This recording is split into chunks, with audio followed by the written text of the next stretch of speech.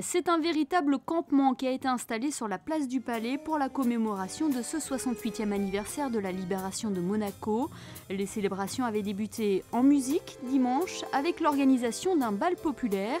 Les visiteurs ont été transportés en 1944 et ont pu découvrir les conditions de vie lors de cette Seconde Guerre mondiale. L'organisation de cet événement n'aurait pas pu être possible sans la participation du comité de commémoration d'époque et de plusieurs associations de passionnés. Cette passion a commencé très tôt, peu à peu donc des véhicules à restaurer. Aujourd'hui c'est vrai que j'en ai restauré quelques-uns. Je suis venu avec un véhicule assez exceptionnel, un half-track, donc un véhicule à chenilles. C'était une belle balade et une belle commémoration. Commémoration qui, il faut le dire, n'est pas mon initiative, mais à l'initiative de monsieur Louis Dantal et de son fils David, du comité de commémoration d'époque. Donc c'est vrai que c'est une première. Il y a le souhait, je pense, de pas mal de personnes de se réunir aujourd'hui et de réfléchir à ce que pourrait être une commémoration des 70 ans de la Libération.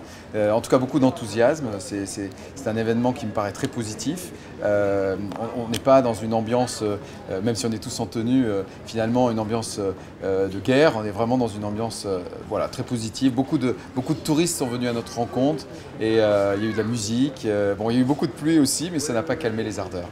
Ces célébrations étaient également pour nous l'occasion de rencontrer Joseph. Il avait 16 ans le 2 septembre 1944 et a assisté à la libération de Monaco. Je suis heureux d'ailleurs de vivre et puis de me remémorer cette journée. C'était inimaginable. D'ailleurs, vous voyez, j'en ai plein d'uniformes.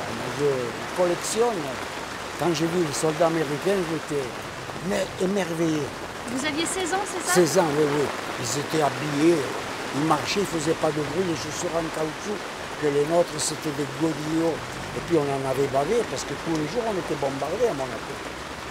Mais quand on est jeune, on n'a pas peur du danger. Toutes les voitures d'époque sont parties en convoi ce lundi dans les rues de la Principauté. Elles ont défilé sous le regard des passants avant de rejoindre leur campement sur la place du Palais.